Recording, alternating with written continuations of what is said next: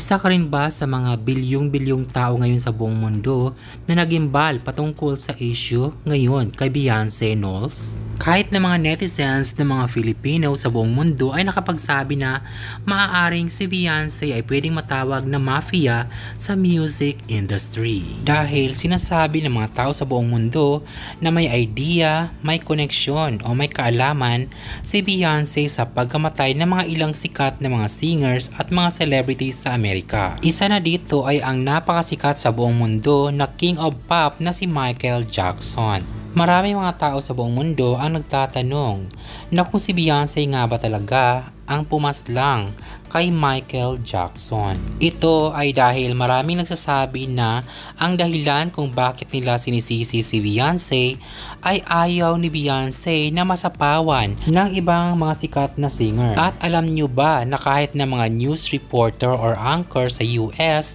ay tila ay takot nga kay Beyonce Knowles dahil parang meron something na tinatago ito. Sa palagay nyo, may kinalaman nga ba si Beyonce Knowles sa pagkamatay ng mga sikat na singers sa United States dahil ayaw niyang masapawan ang kanyang kasikatan ng mga ito? Guess who's jealous of Adele?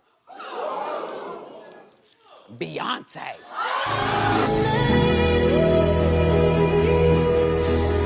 Beyonce! Mag-comment patungkol sa issue about Beyonce at mag-subscribe for more updates dito lamang sa Showbiz One.